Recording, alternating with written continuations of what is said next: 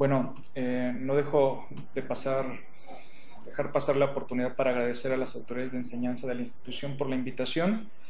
Y la idea es, entiendo que me dirijo a un auditorio que es muy diverso, pero es un poco explicarles lo que tiene que ver con la atención de problemáticas que atienden o que se atienden en personas adultas mayores, aunque como lo vamos a ver en el caso que elegí para la presentación, no necesariamente es un caso que tiene estas características. Ya les iré explicando al respecto. La idea es, en un principio, como tal, presentarles una pequeña viñeta de tan solo 2 diapositivas y a partir de ello entonces abordar el tema que elegí para su presentación. Esta es una paciente que recibimos en la institución en los últimos meses. Es una paciente que de entrada, como les decía, no es una adulta mayor. Consideramos en nuestro país a los adultos mayores aquellos sujetos que tienen 60 o más años. Pero esta mujer tiene apenas 42 años, es originaria y residente de esta ciudad, la Ciudad de México. Es divorciada y madre de 3 hijos. Labora como enfermera, aunque cada vez lo hace con mayor dificultad debido al padecimiento por el cual es vista en nuestra institución. Y este padecimiento inició 2 años previo, sin identificarse como tal un factor desencadenante que explicara el cuadro. El mismo tiene un curso que resalta por el hecho de ser rápidamente progresivo y que de hecho debutó con manifestaciones cognitivas, intelectuales, inicialmente con fallas en la memoria reciente, fallas muy notorias en el lenguaje, desorientación en el tiempo y el espacio y sobre todo alteraciones conductuales, que de hecho fue una de las razones por las cuales en primera instancia acudió a una institución psiquiátrica. Lo anterior avanza hasta comprometer ya su capacidad para realizar adecuadamente su actividad laboral y le impide el desempeño en las que nosotros llamamos actividades instrumentales de la vida diaria, que son estas que tienen que ver con, por ejemplo, las labores domésticas, el manejo de dinero, salir solo de casa, hacer uso de transporte público, la toma propia de los medicamentos, situaciones para las cuales se requiere de una integridad cognitiva.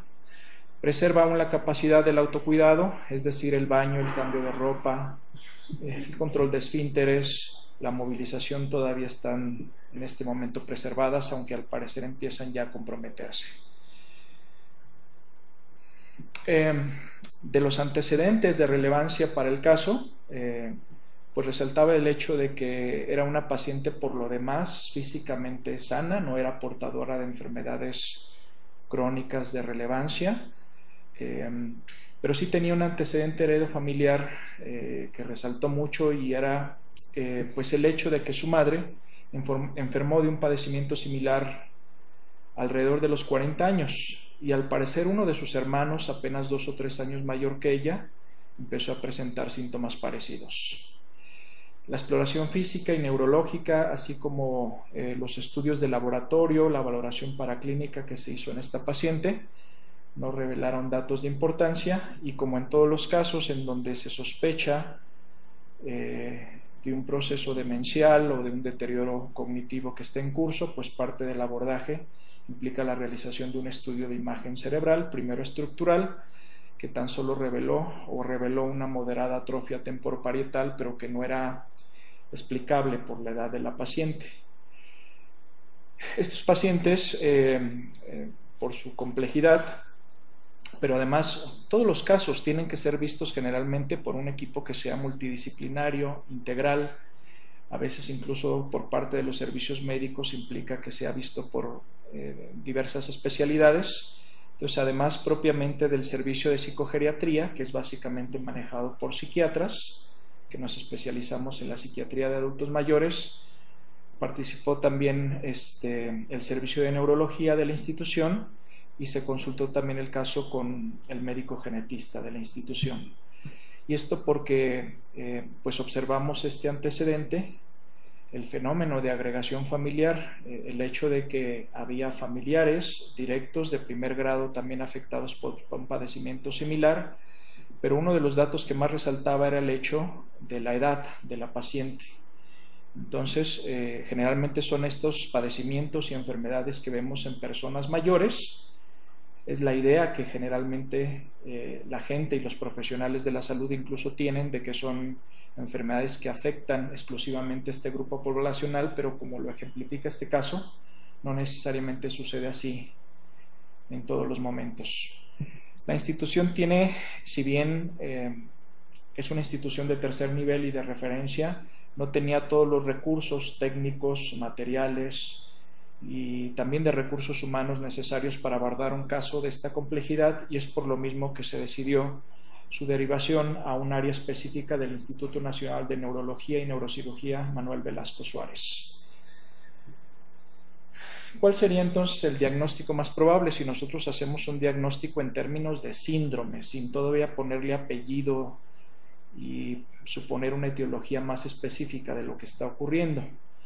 Bueno, para quienes tengan formación como psicólogos, como médicos o incluso como psiquiatras, o quienes de alguna forma trabajen sobre todo con población adulta mayor, estarán familiarizados con el concepto de demencia. La demencia no es como tal una enfermedad, es el término que nosotros utilizamos para englobar a un grupo muy variado de enfermedades que generalmente son de naturaleza crónica, progresiva, y que se caracteriza por el deterioro adquirido de las funciones cognitivas, incluyendo la memoria, el pensamiento, la orientación, la comprensión, el cálculo, la capacidad de aprendizaje, el lenguaje y el juicio. Pero esta afectación es de tal magnitud que llega a comprometer la capacidad del sujeto para realizar de manera autónoma e independiente las actividades de la vida diaria. Es, como les decía, algo que pues tradicionalmente vemos en personas de edad avanzada, pero bueno, el caso presentado ejemplifica que no necesariamente esto sucede así en todos los casos. La demencia es entonces una condición sindromática, es decir, este conjunto de signos y síntomas pueden tener muy diferentes causas. De hecho, hay literalmente decenas de enfermedades o de causas distintas que pueden presentar este mismo cuadro. Yo luego a veces lo explico así cuando en los cursos psicoeducativos en los que nos dirigimos a familiares de pacientes que viven con demencia, de tal forma que se puede entender, la demencia puede sonar un poco burdo el ejemplo, pero es como cuando en algún momento todos alguna vez hemos padecido un cuadro de gastroenteritis o de diarrea, en donde tenemos un aumento en el número de evacuaciones, una disminución en la consistencia de las heces, puede haber dolor abdominal, náusea, vómito, fiebre, y todos esos síntomas constituyen un síndrome diarreico. Pero hay muchas causas que explican la diarrea. Habrá personas cuyo cuadro se debe, por ejemplo, a que entonces son, por ejemplo, intolerantes a la lactosa. Habrá otros que tienen una determinada infección, pero dentro de las infecciones pues hay cantidad de virus, bacterias, hongos, protozoarios, bichos que pueden causar el mismo cuadro. Entonces alguien puede tener, por ejemplo, una grave diarrea ocasionada por cólera, pero no todas las personas que tienen diarrea se debe al cólera. Bueno, algo similar sucede con la demencia. La demencia es entonces un término general, y lo que hacemos los médicos es en todo caso tratar de indagar cuál es específicamente la causa de la demencia en un paciente en particular. Aprovecho aquí a hacer un paréntesis para precisamente ahora sí que autopromocionarnos, puesto que la clínica y quienes laboramos en ella, encabezada por el doctor Ugalde, mi maestro y coordinador de la clínica, un servidor y médicos que colaboran con nosotros, pues vamos a realizar un curso respecto a estos temas, lo referente al abordaje del deterioro cognitivo en el adulto mayor en el primer nivel de atención. Aunque estas son enfermedades, como vamos a ver, complejas, el número de casos es tal que no pueden ser tan solo vistos en instituciones especializadas o de tercer nivel como estas, sino que se requiere que los diversos profesionales que atienden desde el primer nivel de atención adquieran competencias y conocimientos básicos para el abordaje de estos padecimientos que son, como lo vamos a ver, cada vez más frecuentes. De hecho, puedo decirlo así, un grave problema de salud pública que ocupa ya nuestras agendas y que si no lo resolvemos, si no lo atendemos, es algo que va a colapsar los sistemas públicos de salud en el mundo. Es algo de lo que les voy a explicar adelante. Veremos aspectos muy generales que tienen que ver con la enfermedad de Alzheimer y otras formas de demencia, y sobre todo el papel de los profesionales, no solo médicos o especialistas, sino el papel que juegan muchos otros profesionales, así como su manejo farmacológico y no farmacológico. La información debe de estar ya en la página, en el sitio oficial de la institución, y estaremos realizando este curso de 20 horas del 8 al 10 de noviembre. Entonces está abierta la invitación, ojalá nos puedan acompañar. Retomando entonces el caso, les decía entonces, la demencia tiene muchas enfermedades que la generan, y la que todos conocemos, de la que alguna vez hemos escuchado hablar, es propiamente la enfermedad de Alzheimer. Las personas con enfermedad de Alzheimer hacen demencia, pero entonces no todas las personas que tienen demencia se debe a la enfermedad de Alzheimer. Sin embargo, la enfermedad de Alzheimer es la principal causa de la demencia. Podemos decir conservadoramente que al menos la mitad de los casos se explican por esta enfermedad, que es un padecimiento degenerativo, que afecta entonces las capacidades cognitivas al grado tal de generar discapacidad y dependencia total. Hay una presentación habitual, la más común, con la que todos los que trabajamos en este ámbito estamos familiarizados, que generalmente se da en adultos mayores y conforme mayor es la edad, más frecuente es su presentación, pero que debuta principalmente con manifestaciones en la memoria, manifestaciones en el lenguaje, manifestaciones en la capacidad de orientarnos en el tiempo y en el espacio. Esa es la forma, por decirlo así, clásica, típica, la más común entonces de la enfermedad, pero hay aquellas presentaciones que no obedecen a este cuadro convencional y que son las que llamamos atípicas, aquellas que no presentan en un inicio afectación predominante de la memoria, aquellas como el caso presentado, que es de un inicio temprano, antes de los 60 o 65 años, recordar que en el caso de esta paciente esta apenas tiene 42 años, o aquellas que en vez de ser lentas e insidiosas y que cursan 10, 15 o 20 años con los cuidados adecuados, la progresión de la enfermedad, hay aquellas que son rápidamente progresivas. Estas son las formas que nosotros llamamos atípicas y que conviene también saber reconocer, que es el caso que nos ocupa. Bien, ¿por qué es tan joven esta paciente? Alguien podría en un momento dado cuestionar cómo podíamos nosotros realizar un diagnóstico así en una paciente de apenas 42 años y cómo interpretamos el hecho de que haya otros familiares afectados. Al menos teníamos certeza de que la madre, a una edad también similar, y un hermano también apenas 2 o 3 años mayor empezaba a presentar manifestaciones de la misma enfermedad. ¿Cómo interpretamos ese dato? Y sobre todo en un momento dado, ¿qué es lo que podemos nosotros hacer al respecto?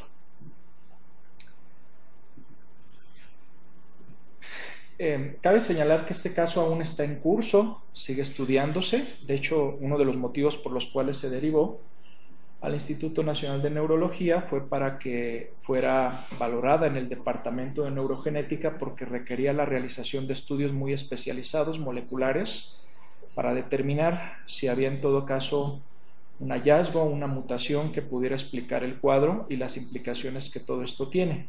Eso no lo podíamos hacer nosotros en esta institución, se hace solamente en centros muy especializados, como los servicios con los que cuenta el Instituto Nacional de Neurología. Pero bueno, la gran mayoría de los casos de enfermedad de Alzheimer corresponden a la forma que nosotros llamamos esporádica.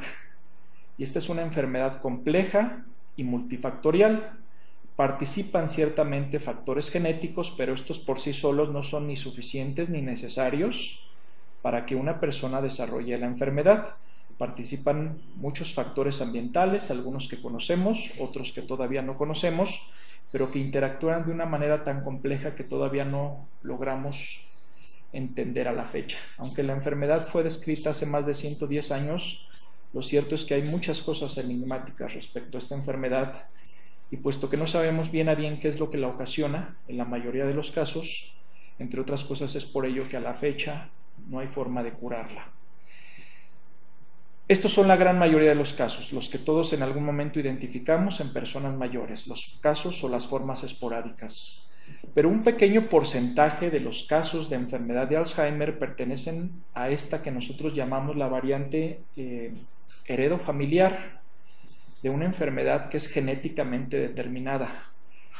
De esta tenemos un grado mayor de comprensión, en donde nosotros tenemos ya a la fecha identificados determinadas mutaciones en ciertos genes en donde si una persona es portadora de dicha mutación y vive lo suficiente, invariablemente desarrolla la enfermedad.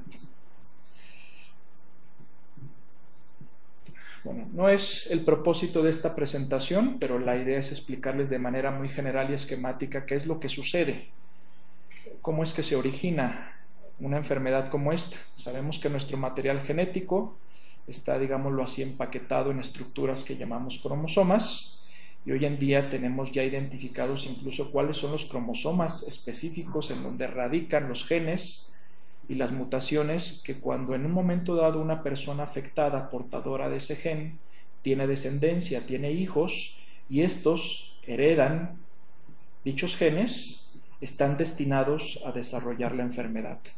En el caso de esta enfermedad, la forma genéticamente determinada de la enfermedad de Alzheimer, que es heredofamiliar, pues la mayoría de los casos obedecen a una mutación específica en un gen de una molécula que llamamos presenilina 1. Bueno, no es, les decía, la intención de entrar en términos así de técnicos, pero la idea es que esto desencadena una serie de eventos, una cascada de sucesos que terminan en todo caso en la degeneración y en la muerte neuronal y en las manifestaciones clínicas que caracterizan a esta enfermedad. Apenas en los últimos años hemos desentrañado la comprensión íntima, molecular, patogénica de esta enfermedad, pero en realidad todavía son más las cosas que ignoramos que las que sabemos sobre estas enfermedades. De hecho, les decía, bueno, a quien ustedes ven a la izquierda es el doctor Alois Alzheimer, un médico alemán, que es quien describió originalmente el caso de una mujer a quien conocemos como August Dieter, que además era también una mujer que tenía apenas 51 años para cuando enfermó y que presentó síntomas similares a los casos de enfermedad de Alzheimer de inicio temprano, o similares en todo caso a los de la paciente que ejemplificamos a través de la viñeta. Curiosamente, bueno, llama la atención el dato histórico de que durante décadas se pensó que la enfermedad de Alzheimer era específicamente esta, una enfermedad peculiar, rara, que afectaba a personas en la etapa intermedia de la vida y no se asociaba a la demencia que afectaba a los sujetos más envejecidos. Fue prácticamente a finales de la década de los 60 que entendimos que unos y otros casos formaban parte de la misma enfermedad.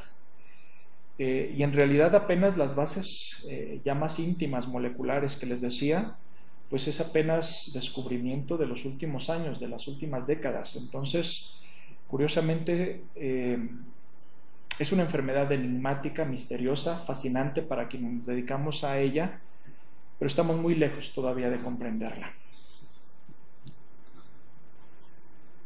La gran mayoría de los casos corresponden a la forma esporádica de la enfermedad, en donde el principal factor de riesgo es la edad o el envejecimiento, y como todos sabemos, la población mundial está envejeciendo, pero no lo hace al mismo ritmo en todo el mundo. De hecho, los países como los nuestros, de ingresos medios o bajos, son incluso los que están envejeciendo de manera más rápida.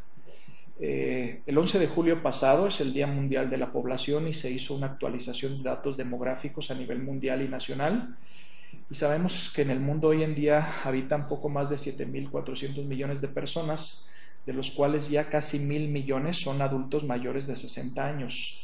En nuestro país somos más de 123 millones y medio de personas y ya es un porcentaje mayor al 10% aquellos que están constituidos por adultos mayores. Nuestra esperanza de vida es de alrededor de 75 años y como en todo el mundo, las mujeres viven más o menos en promedio 5 años más que los hombres. Esta es una imagen que demuestra cómo apenas en el año 2000, bueno, aquellos países que ustedes ven en azul o en oscuro, eran aquellos países más envejecidos de Europa Occidental, Japón, que eran aquellos cuya población, el 20% de estos tenían 60 años o más. Nuestro país era para entonces todavía considerado un país joven, puesto que menos del 10% de la población eran adultos mayores de 60 años. Observen entonces lo que pasa para el año 2050, cuando casi con seguridad muchos de los que estamos aquí presentes y del otro lado seremos ya adultos mayores. Esto es lo que está sucediendo en el mundo y esto es lo que va a suceder. Pero les decía, sucede de manera desigual y avanza en forma mucho más rápida en países que tienen menos recursos y menos infraestructura para hacerle frente a las problemáticas que conlleva la vejez cuando esto no ha sido debidamente planeado. Estos cambios demográficos se traducen entonces también en cambios en la forma en la cual enfermamos y morimos los grupos poblacionales, y es a lo que llamamos transición epidemiológica. Y esto implica que dejamos de enfermar de padecimientos agudos, infectocontagiosos, con medidas técnico-sanitarias, las vacunas, la atención de enfermedades infecciosas, y ahora es las enfermedades crónicas, no transmisibles, no comunicables, aquellas que nos afectan más. Dentro de estas los padecimientos mentales y dentro de las mismas los padecimientos demenciales. Ahora hablamos más que de mortalidad, hablamos del fenómeno de la discapacidad y de la dependencia.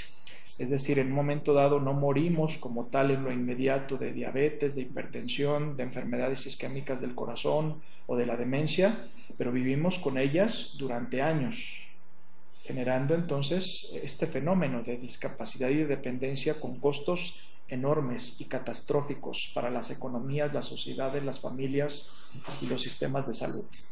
Las proyecciones indican que conforme entonces la población envejece, habrá un número cada vez mayor de casos. Estas son estimaciones realizadas apenas hace 2 años, en donde, por ejemplo, hoy en día conservadoramente estimamos que existen casi 47 millones de casos de demencia en el mundo, cifra que aumentará a 131 millones para el año 2050.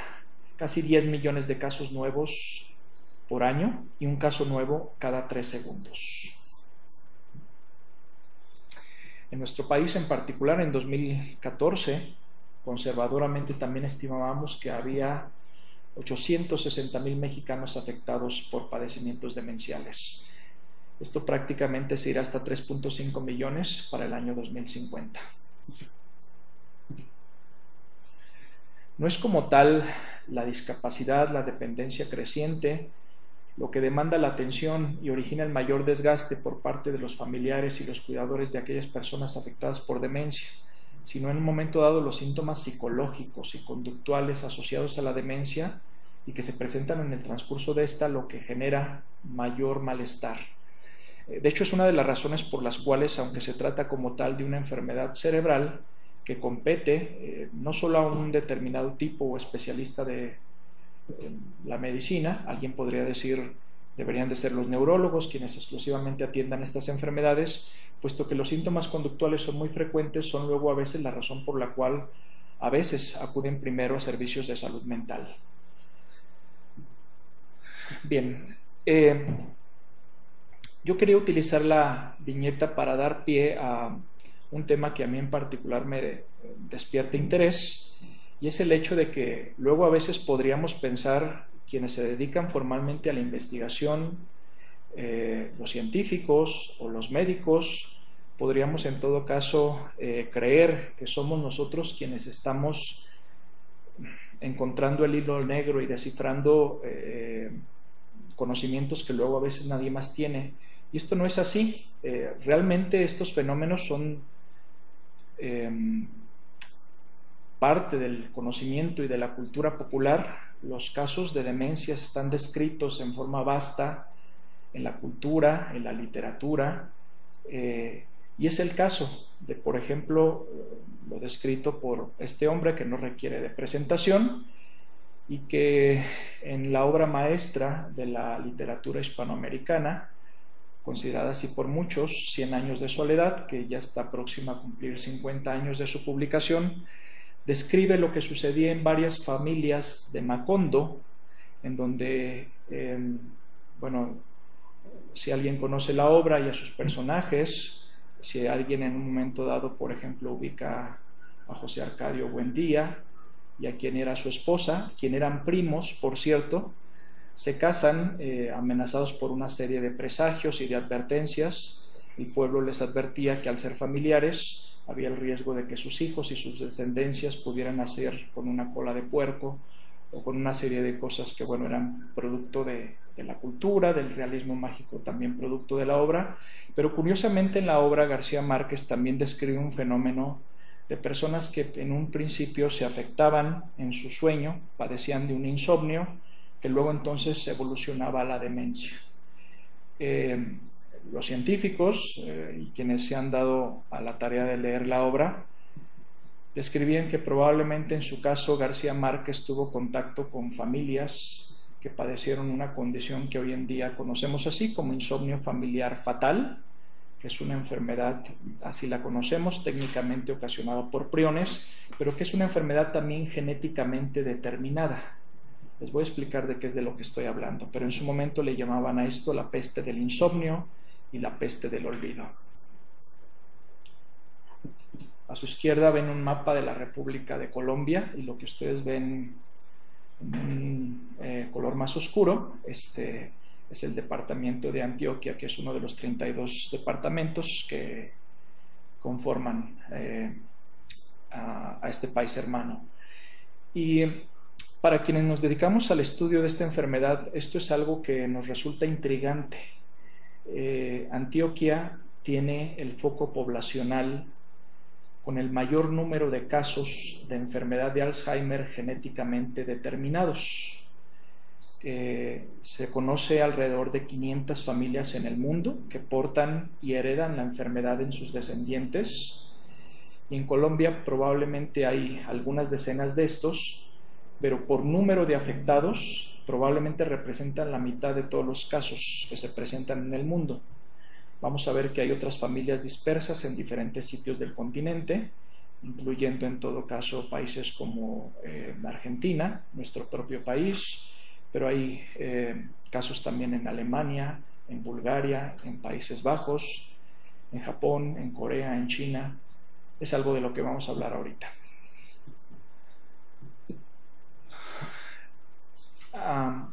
Este es el doctor Francisco Javier Lopera Restrepo. Es un médico neurólogo colombiano a quien se le atribuye la descripción de este fenómeno. Él es originario de esta región en Colombia y él empezó a hacer la descripción del fenómeno prácticamente desde la mitad de la década de los 80, cuando todavía era médico en formación y médico residente en neurología, y que vio por primera ocasión a un paciente de 47 años que presentó un cuadro similar y que tenía el antecedente de la afectación por parte de su padre, su abuelo y 2 de sus hermanos. Esto le intrigó cuando además, les decía, pues ya era conocimiento de la gente que algo sucedía en esa localidad.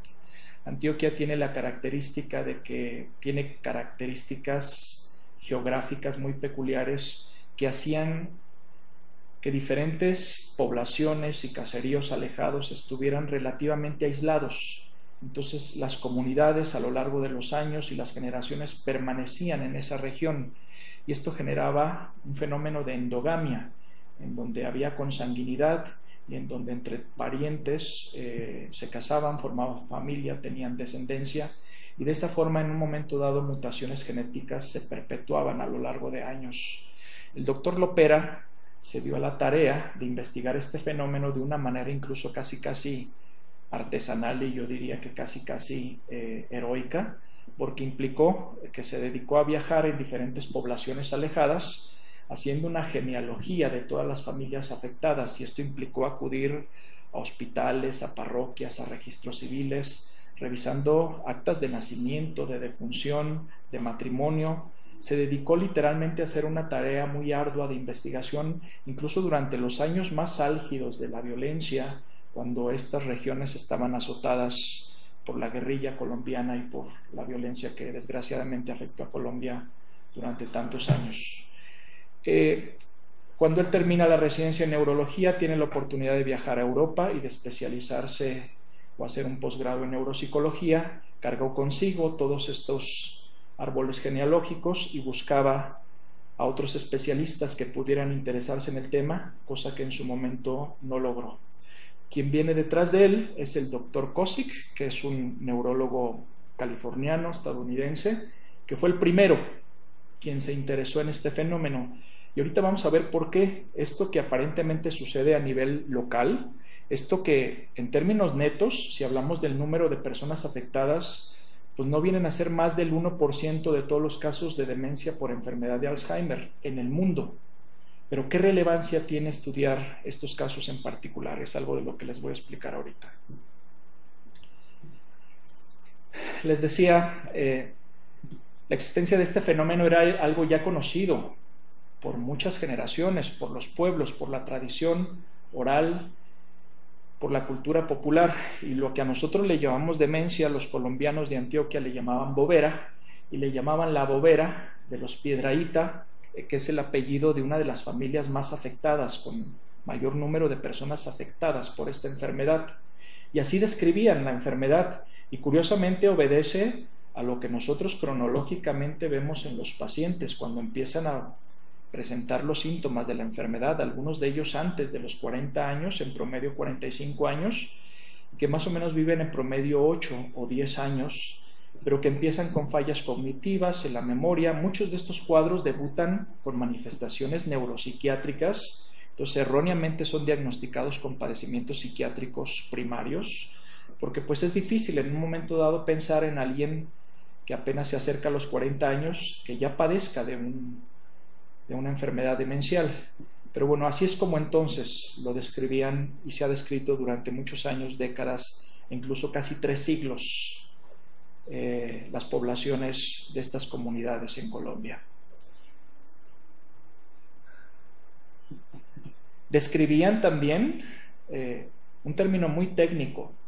Este es un aspecto que tiene que ver con lo que los médicos, los genetistas, llamamos un patrón de herencia mendeliano autosómico dominante, que implica que aquellos que son portadores del defecto de la mutación genética y que tienen descendencia, hay un 50% de posibilidades de que su descendencia se vea afectada. Esto lo conocían las familias, era un fenómeno ya bien conocido y bien comprendido por ellos. Sabían que si tenían hijos, la mitad de ellos muy probablemente se verían afectados por la enfermedad.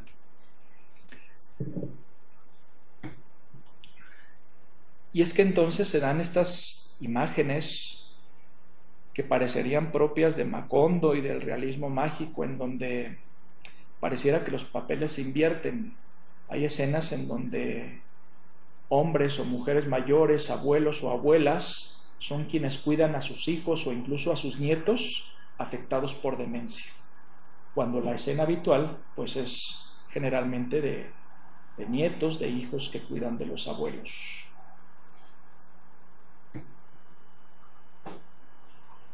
¿Qué pasa? ¿Qué podemos hacer frente a una enfermedad como esta? Por desgracia, hoy en día, la enfermedad de Alzheimer y la gran mayoría de los casos de demencia, puesto que no entendemos todavía sus causas, menos aún podemos curarlas. Esta es una revisión muy crítica, muy extensa, recientemente realizada por el Dr. Cummings, que es un especialista de la Cleveland Clinic en Las Vegas, que es una autoridad mundial en la materia, y que hace una revisión muy crítica de todos los ensayos clínicos que están en curso sobre prácticamente cientos de fármacos que están en experimentación para tratar de, si no curar, por lo menos enlentecer o modificar el curso de la enfermedad. Y básicamente la conclusión es desconcertante o desalentadora. No hay nada a la fecha en curso que medianamente dé resultado. ¿Sí? Hace unos años hubo una cumbre de líderes mundiales en donde prácticamente, bueno, los primeros ministros y presidentes de las 8 naciones más desarrolladas del mundo, entonces el llamado G8 pasó a ser el G7 porque expulsan de la misma Rusia, pero bueno, ahora sí que los tomadores de decisiones más importantes en el mundo se sentaron a una mesa y reconocieron en estas enfermedades un problema mayor que compromete ya incluso la viabilidad, la seguridad de las naciones. Si esto no lo atendemos, esto va a llevar a la quiebra no solo a los sistemas sanitarios, sino a las economías enteras del mundo. Entonces se plantearon la meta de que para el año 2025 debe de haber una cura.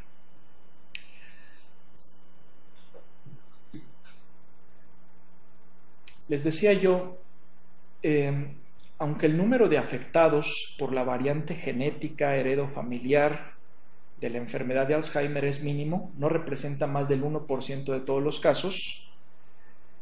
¿Por qué es importante investigar estos casos? Sucede esto. Una de las razones por las cuales no tenemos una cura para la enfermedad es porque desde el punto de vista metodológico y ético resulta muy difícil investigarla. Los modelos animales no logran, si nosotros hacemos modificaciones genéticas en ratas, en animales, no logran necesariamente replicar la enfermedad tal y cual como se manifiesta en los seres humanos.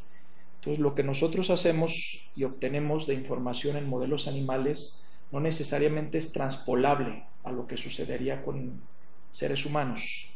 Y lo otro es que cuando pretendemos hacer ensayos clínicos con fármacos, generalmente estos se aplican en sujetos que ya tienen las manifestaciones de la enfermedad, lo cual para el caso ha fallado. No hemos logrado prácticamente desde, me parece, 2004, que fue aprobado el último fármaco, la memantina. Llevamos ya casi todos estos años sin la aprobación de un fármaco nuevo para el tratamiento de la enfermedad. Pues hay muchas dificultades de corte metodológico y ético para tratar de investigar la enfermedad. Vemos de nuevo al doctor Lopera mostrando tuvo que hacer uso de papeles y de cartulinas que prácticamente abarcaban paredes enteras de un auditorio para demostrar las genealogías de aquellas familias afectadas en Antioquía, en donde pudo él rastrear a quien al parecer originalmente fue el portador de la mutación que dio pie a la enfermedad en toda su descendencia. Y parece ser que proviene de una familia vasca que habría emigrado a esta región de Colombia a mediados del siglo XVIII. Imagínense lo laborioso que implicó hacer una investigación de este tipo. Nosotros luego a veces, cuando vemos adultos mayores y el doctor Palacios, el genetista de la institución, nos pide un árbol genealógico y nos pide al menos 3 generaciones, nos cuesta mucho trabajo, porque tenemos entonces a sujetos de 80 y tantos años que desconocen información pertinente de sus padres, no se diga de sus abuelos o de sus bisabuelos. Bueno, de ahí lo meritorio de la labor realizada por el doctor Lopera. El doctor Lopera encabeza un grupo de investigación en neurociencias en la Universidad de Antioquía que ha recibido atención prácticamente mundial. Sí, hoy en día la iniciativa de prevención de la enfermedad de Alzheimer en Colombia tiene financiamiento de universidades muy prestigiadas, de los institutos nacionales de salud de los Estados Unidos, de grandes consorcios farmacéuticos, cuando hace apenas unos años nadie reconocía su trabajo. Hay también en el mundo de la ciencia, y así lo describía el mismo doctor Lopera, pues la tendencia a creer que los investigadores, científicos y académicos latinoamericanos no podríamos hacer trabajo serio. Pero cuando otros investigadores vieron que había aquí profesionales serios y un potencial muy amplio para hacer investigación que puede ayudarnos a comprender la enfermedad de Alzheimer, es que entonces empezaron a prestarle atención. No fueron incluso profesionales o académicos, fue en un momento dado un artículo que apareció en la década de los 80 en The New York Times, quien reveló este caso, y fue el doctor Kosek, el neurólogo que les decía, quien de esta forma se enteró de este fenómeno ocurrido en Colombia, y es que desde entonces, hace ya prácticamente 3 décadas, trabaja en colaboración con este grupo de científicos colombianos.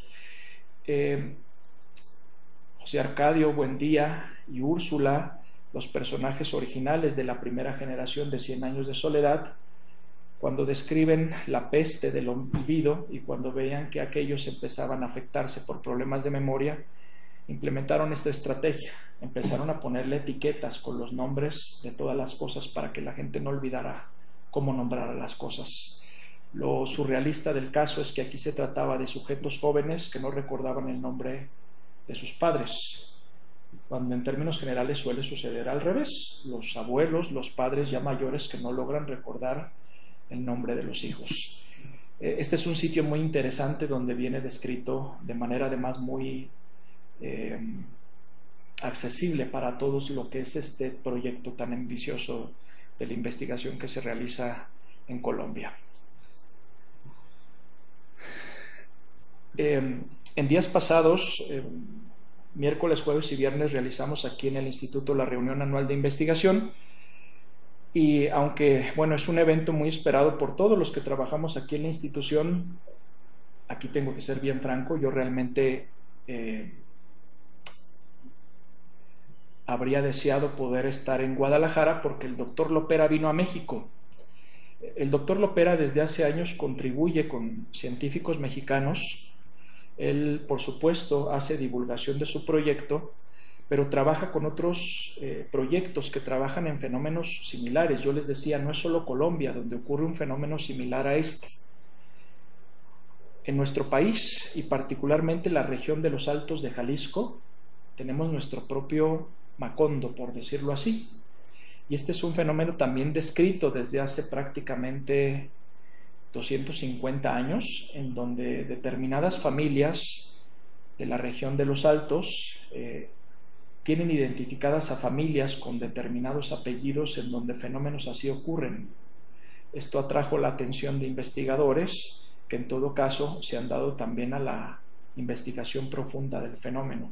Entonces, el pasado día, el viernes pasado apenas estuvo en nuestro país el doctor Lopera en un evento que realmente fue coordinado por diferentes instancias de la Universidad de Guadalajara.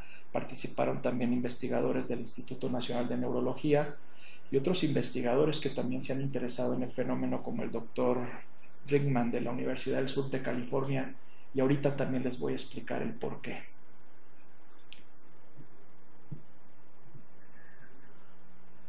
Los jaliscienses le decimos a esto los Altos de Jalisco. Es la zona oriente, digámoslo así, colindante con el estado de Guanajuato, Aguascalientes y Zacatecas.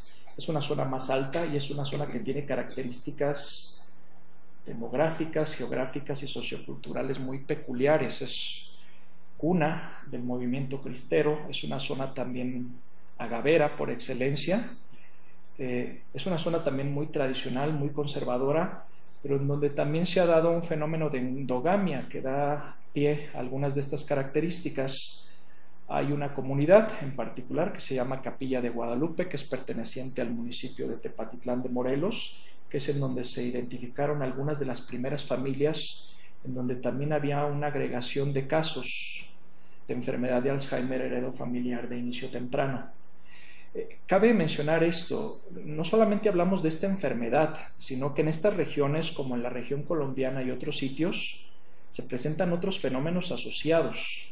Hay también una alta prevalencia de, por ejemplo, una variante juvenil de la enfermedad de Parkinson, una enfermedad también demenciante que se llama CADASIL, pero hay también una alta prevalencia incluso de otros padecimientos psiquiátricos que no son debidos a la mutación de un solo gen, sino que son multifactoriales, complejos, pero en donde hay un fenómeno también peculiar. Entonces, parece ser, esto es todavía menos investigado y menos comprendido, hay una alta prevalencia también al parecer de esquizofrenia, de trastorno bipolar, de trastornos del neurodesarrollo.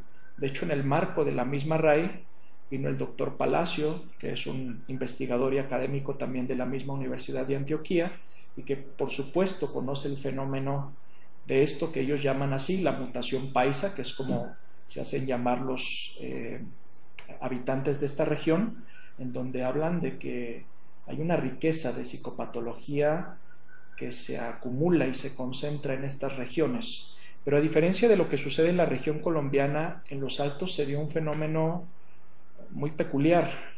La gente en todo caso no tenía esas barreras geográficas como sí las tienen en Colombia, en donde las poblaciones estaban prácticamente rodeadas por las montañas de los Andes. Entonces eso hacía que la gente permaneciera ahí durante generaciones enteras. Jalisco, como Zacatecas, Michoacán, pues son estados expulsores de población, y la región de los Altos tiene una población migrante.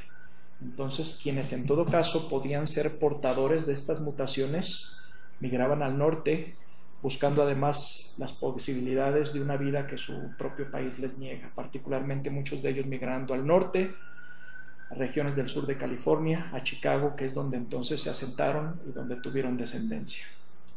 Yo tuve la oportunidad de trabajar en un módulo comunitario de salud mental en Arandas y a mí me llamó mucho la atención este fenómeno.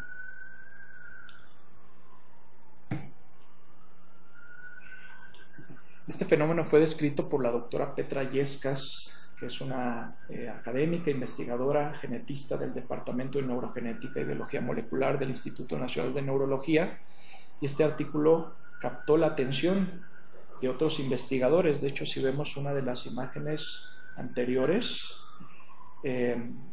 doctores que son referencias obligadas a nivel mundial, el doctor Cummings, la doctora Kawax, el doctor Ringman, retomaron el caso de la doctora Yescas, y es que entonces le dieron importancia y se le dio difusión mundial a la descripción de este fenómeno.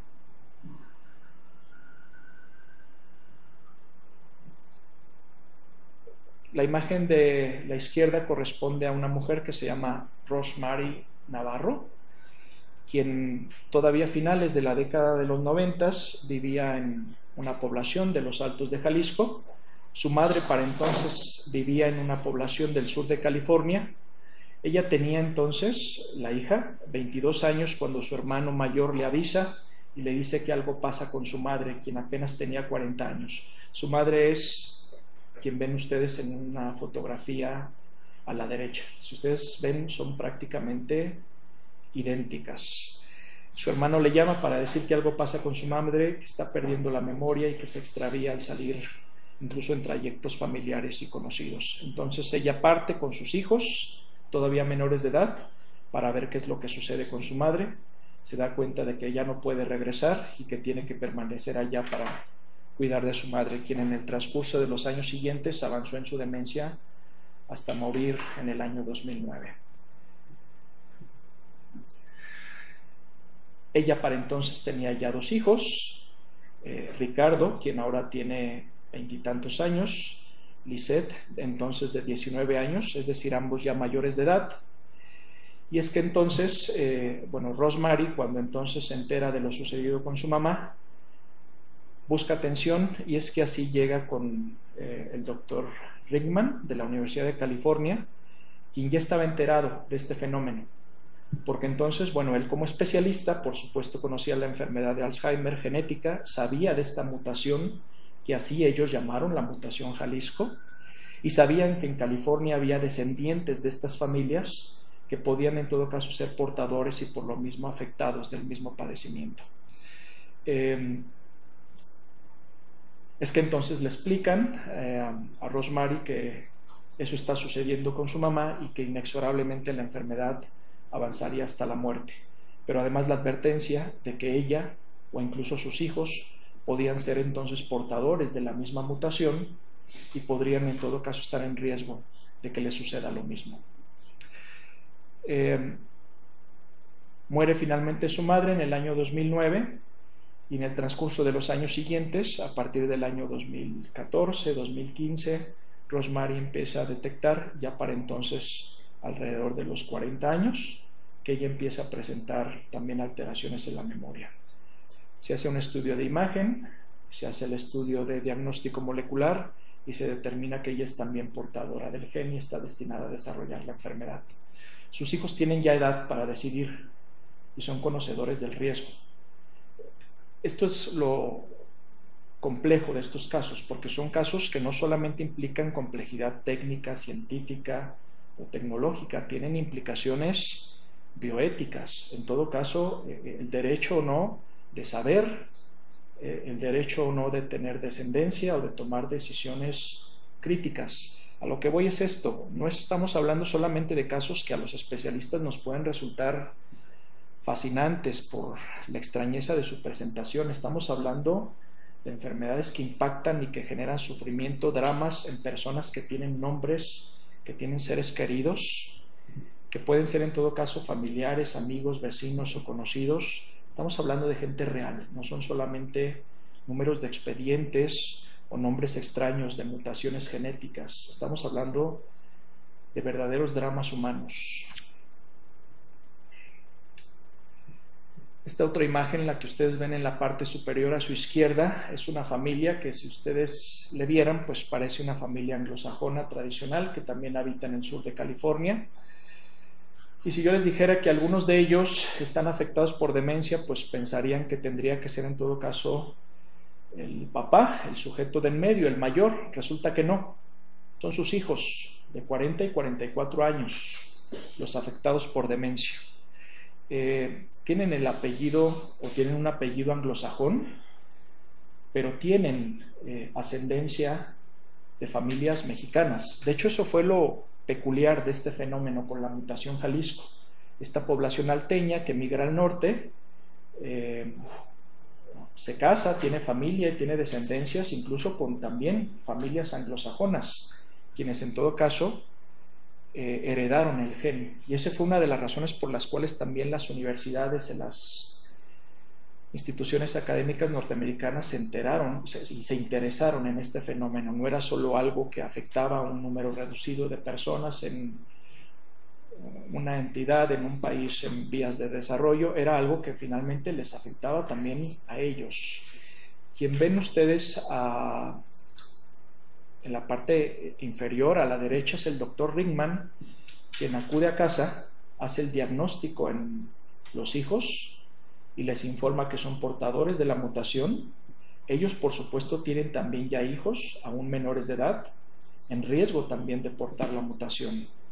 Entonces se reúne la familia entera, la familia extensa, con tíos. Algunos de ellos sí tienen apellidos hispanos, latinos, castellanos, mexicanos, pero tenían entonces ese fenómeno peculiar, algo que finalmente alcanzó también a su descendencia a lo largo de varias generaciones en diferentes sitios de los Estados Unidos.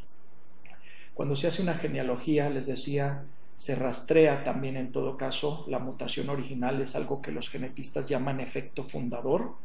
Y bueno, hoy en día, como lo hizo en su momento el doctor Lopera en Colombia, es posible rastrear desde hace cuántas generaciones, décadas, incluso siglos, dónde se originó el defecto que luego entonces corrió por la sangre de sus descendientes a lo largo de muchas décadas.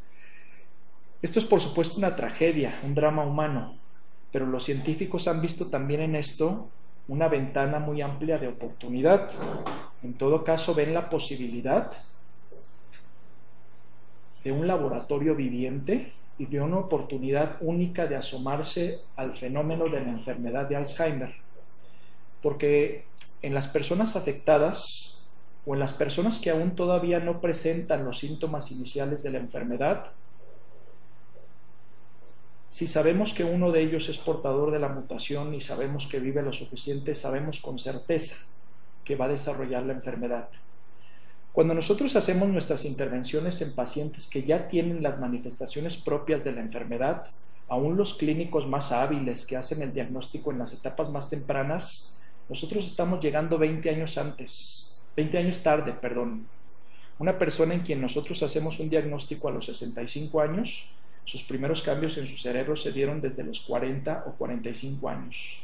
Literalmente estamos llegando 20 años tarde. Si aspiramos, entre otras cosas, a hacer intervenciones que sean efectivas, al menos desde el punto de vista farmacológico, tenemos que hacer intervenciones realmente preventivas. Y la oportunidad más grande de hacer esas intervenciones se dan en estas poblaciones. Quiero hacer mucho énfasis en esto, no es un sentido utilitario de, en todo caso, experimentar con esta población. Es en todo caso incluso ofrecerles la oportunidad de un tratamiento que podría ser efectivo y sobre todo efectivo para las siguientes generaciones. Y sobre todo en todo caso determinar que si en el peor de los escenarios alguien es portador de una mutación, puede tomar decisiones pertinentes al respecto.